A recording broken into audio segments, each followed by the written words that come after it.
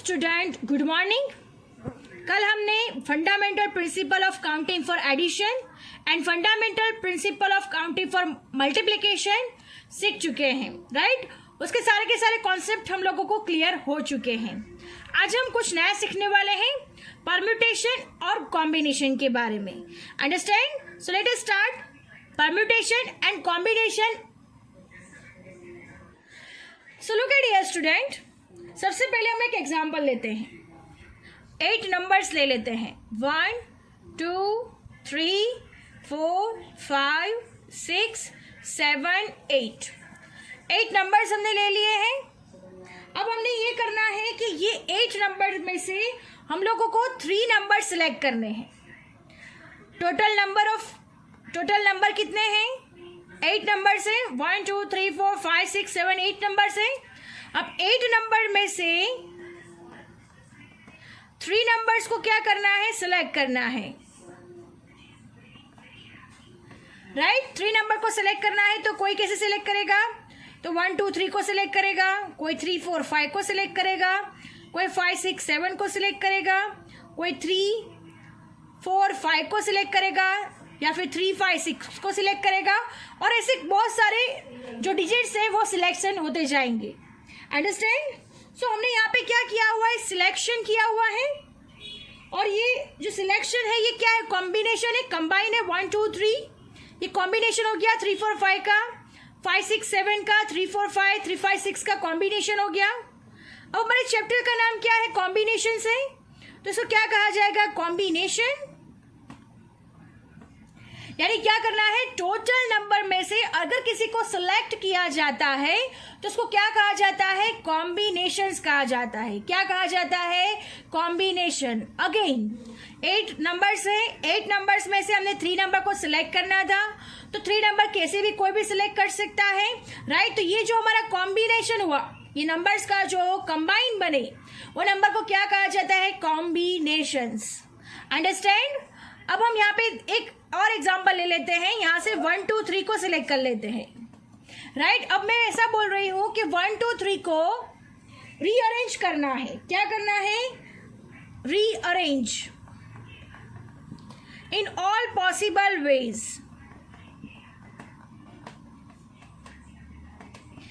ये 3 नंबर को रीअरेंज करना है इन ऑल पॉसिबल वेज।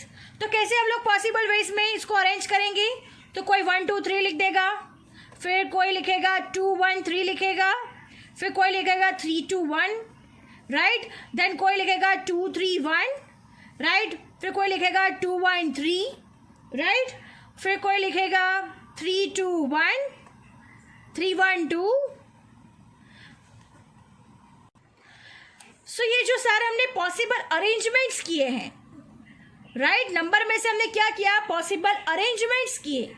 तो जब भी किसी भी डिजिट्स का अरेंजमेंट्स होता है तो उसको क्या कहा जाता है? परम्यूटेशन। क्या कहा जाता है? परम्यूटेशन। अंडरस्टैंड? जब भी हम किसी भी चीज को अरेंज करते हैं, किसी भी डिजिट्स को अरेंज करते हैं, किसी भी अल्फाबेट को अरेंज करते हैं, कोई भी चीज किसी भी क्वेश्चंस में अगर किसी भी अरेंज करने का कहा गया हो तो अरेंजमेंट के लिए क्या आता है? परम्यूटेशन। और अगर हमें सिलेक्शन के लिए कहा गया हो तब आता है हमारा कॉम्बिनेशन, राइट। तो हमें हमारा चैप्टर के नाम भी है परम्यूटेशन एंड कॉम्बिनेशन। यानी परम्यूटेशन क्या हो जाएगा? तो परम्यूटेशन तो उसका क्या होगा? अरेंजमेंट। क्या होगा? अरेंजमेंट। अंडरस्टैंड? और कॉम्बिनेशन क्या हो जाएगा? सिलेक्शन। अंडरस्टैंड? कॉम्बिनेशन में क्या करते हैं? हमको सिलेक्ट करना है, यानी टोटल नंबर ऑफ में से हमें सिलेक्ट करना है। यहाँ पे और एक एग्जांपल ले लेते हैं। A B C D E F G H। Total number of letters कितना है? 8 है, राइट। अब 8 जो लेटर्स है उसमें से किसी भी 3 लेटर्स को हमें सिलेक्ट करना है। तो 3 लेटर्स को कैसे सिलेक्ट करेंगे? तो कोई सिलेक्ट करेगा A B C सिलेक्ट कर सकता है, D E F सिलेक्ट कर सकता है, E F G सिलेक्ट कर सकता है, B C D सिलेक्ट कर सकता है। तो ये जो हमारे कॉम्बिनेशन सबके होंगे A B C D E F, तो उसमें क्या हुआ? हमने सिलेक्शन का प्रोसीजर किया हुआ है, तो वो हमारे क्या हो जाएगा? कॉम्बिनेशन। अंडरस्टैंड? अब हम यहाँ पे ABC, राइट, अब हम ABC को यहाँ पे रीअरेंज करते हैं। ध्यान से देखना स्टूडेंट्स, ABC को हम करना है rearrange in all possible phase. तो उसका रीअरेंजमेंट कैसे होगा? तो C आगे आ जाएगा, B पीछे चला जाएगा, CB A से हो सकता है, फिर BC A से हो सकता है, यानी इन तीनों का फिर से अरेंजमेंट। जब भी रीअरेंजमेंट किसी भी डिजिट्स, किसी भी वर्ड, किसी भी नंबर को रीअरेंज करा जाता है तो उसको क्या कहा जाता है? परम्यूटेशन। परम्यूटेशन मतलब अरेंजमेंट, अंडरस्टैंड? एंड कॉम्बिनेशन मतलब सिलेक्शन।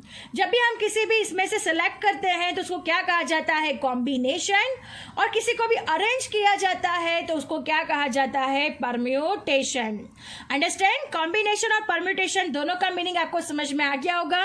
फिर से एक दफा फिर से लिसन इट केयरफुली। जब भी किसी भी डिजिट्स या किसी भी वैल्यू, किसी भी नंबर्स को अगर हमें सिलेक्ट करना है, क्या करना है? सिलेक्ट। तो सिलेक्ट के लिए क्या होगा? कॉम्बिनेशन। अंडरस्टैंड? और जब भी क्वेश्चन में हमें कहा गया हो अरेंजमेंट, जब भी हमें रीअरेंज के लिए कभी भी बोला गया हो तो हमें क्या करना है? परम्यूटेशन। अंडरस्टैंड? तो ये तो हमारा बेसिक कॉन्सेप्ट था, जो बेसिक आप लोगों को क्लियर करवाना था कि एक्चुअल में कॉम्बिनेशन और परम्यूटेशन को क्या कहा जाता है। सो आपका क्लियर हो चुका होगा। कॉम्बिनेशन मतलब सिलेक्ट करना है, परम्यूटेशन है मतलब अरेंजमेंट करनी है। अंडरस्टैंड? अब हम इनके डेफिनेशन और इनके फॉर्मूला के बारे में जानेंगे। Now meaning of permutation. If r distinct things out of given n distinct things are to arranged in r1 less than or equal to r less than or equal to n different places, then each such arrangement is called a permutation. The total number of such arrangement is denoted by NPR. NPR, P and R. So look at here student, हमने meaning में क्या पढ़ा? If are distinct things out of given n distinct things, यानी n distinct things मतलब यहाँ पे 3 different mobiles है, A, B and C। यहाँ पे टोटल नंबर ऑफ मोबाइल्स कितने हो गए? 3 मोबाइल्स हो गए। अब हमें इन तीनों मोबाइल को क्या करना है? अरेंज करना है। तीनों 3 मोबाइल को अरेंज करना है। इट मीन्स आर भी क्या हो गया हमारा? 3 हो गया, यानी एन इज इक्वल टू भी 3 है और अरेंजमेंट भी हमें तीनों मोबाइल्स की भी करनी है। तो आर भी क्या हो गया हमारा? 3 हो गया। अब हम इसे अरेंज कैसे करेंगे? तो अरेंज कैसे करेंगे? तो A B C first arrangement होगा, then A C B, then होगा B A C, then B C A, then C A B और लास्ट में होगा सी बी ए। सो स्टूडेंट आप लोग यहाँ पे देख सकते हो हमने अरेंजमेंट ऑफ 3 मोबाइल्स कर दिया है। फर्स्ट होगा ए बी सी, देन होगा ए C B, then B A C, then B C A, then होगा सी ए बी और सी बी ए। तो ये में क्या हो गया? अरेंजमेंट्स कर दिए। तो इसमें n इज इक्वल टू क्या है? टोटल नंबर ऑफ मोबाइल 3 है, n हो गया 3 और अरेंजमेंट कितनों की करनी है? तीनों 3 मोबाइल की करनी है। So r is equal to also 3। So NPR हमने आगे मीनिंग में देखा है कि the total number of such arrangement is denoted by NPR। And total number of arrangement कैसे डिनोट किया जाता है? तो NPR से डिनोट किया जाता है। अंडरस्टैंड? तो n इज इक्वल टू क्या हो जाता है? टोटल नंबर्स ऑफ जो भी मोबाइल फोन है, टोटल नंबर ऑफ लेटर्स है। हमने इससे आगे का एक एग्जाम्पल देखा था परम्यूटेशन को समझने के लिए, जहाँ पे हमें 1 2 3 को अरेंज करना था, यानी 3 नंबर्स थे और तीनों 3 को ही नंबर को अरेंज करना था। तो n इज इक्वल टू भी 3 हो गया और r इज इक्वल टू भी 3 हो गया। अंडरस्टैंड? अगर हम वही सम फिर से देखते हैं तो वहाँ पे 8 लेटर्स थे, A B C D E F G H, right? तो अगर वहां पे भी हमें 8 के 8 लेटर्स को अगर अरेंज करना है तो n is equal to total number of letters कितना हो जाएगा? 8 हो जाएगा। और अरेंज कितनों को करना है? 8 को ही करना है, तो 8 हो जाएगा। अगर हमें 8 लेटर्स में से अगर 3 लेटर्स को अरेंज करना है तो n इज इक्वल टू 8 हो जाएगा और r इज इक्वल टू 3, क्योंकि हमें 3 ही लेटर्स को अरेंज करना है। जैसा क्वेश्चन में हमें कहा गया होगा वैसे हम क्वेश्चन को काउंट करेंगे। अंडरस्टैंड? हमें जितना भी जैसे भी अरेंजमेंट करने की कही गई होगी वैसे हम उसको अरेंज करेंगे।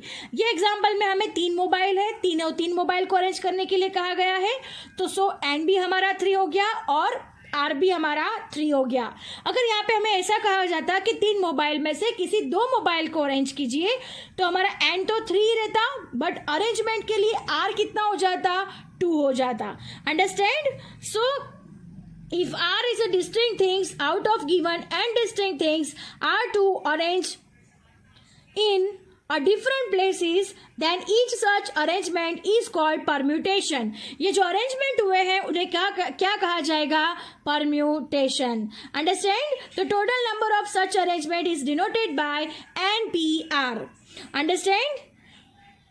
Now order of things is very important in permutation. A, B and B, A are two different permutation. Understand? यहाँ पे कैसे भी लिख सकते हो, C, A, B, B, C, A, B, C, S, B, A, C, C, B, A. यानी this is the important things in permutation. Order of the things is very important in the permutation. A, B भी लिख सकते हो और B, A are two different permutation. दोनों को कैसा कहा जाएगा? अलग अलग permutation कहा जाएगा। Understand? So N, P, R. अब हम permutation का फॉर्मूला देख लेते हैं, फिर उस हिसाब से हमें सम्स भी काउंट करने होंगे। So look at here student, permutation NPR is equal to n minus 1, n minus 2, dot dot dot, n minus r plus 1. NPR is equal to n factorial, इसको factorial कहा जाएगा, divide by n minus r factorial. NPN is equal to n factorial. N factorial is equal to n minus 1, n minus 2, n minus 3, यानी 3 into 2 into 1. Identical permutations, total permutation of n things is equal to n factorial divided by p factorial, q factorial, r factorial. So these are the formulas for permutation. So students, आपको सिर्फ अभी आज के लिए formula ही लिखनी है। कब कैसे इसको यूज करना है जब हम सम स्टार्ट करेंगे तब अच्छे से समझेंगे। आज के लिए सिर्फ आपको यही समझना है, P is for permutation, N is equal total number of things और R इज इक्वल टू हमें जितनों को अरेंज करना है वो नंबर। अंडरस्टैंड? और फिर हम इसको सॉल्व करेंगे तो ये वे में हम लोग उसको सॉल्व करेंगे। अंडरस्टैंड? अगेन P परम्यूटेशन के लिए, N is equal to total number of things, यानी जितने भी थिंग्स हमें को अरेंज करने के लिए कहा गया है वो, और R सो टोटल नंबर में से जितने थिंग्स को हमें अरेंज करनी है वो, यानी अगर 8 थिंग्स n है और उसमें से 2 को अरेंज करना है तो r हमारा क्या हो गया? 2 हो गया। तो यहाँ पे क्या हो जाएगा? 8p2। अंडरस्टैंड? फिर हम उसको उस हिसाब से सॉल्व करेंगे। Understand? So our lecture is over here. I hope you understand it very well कि परम्यूटेशन का फॉर्मूला कैसे अप्लाई करना है।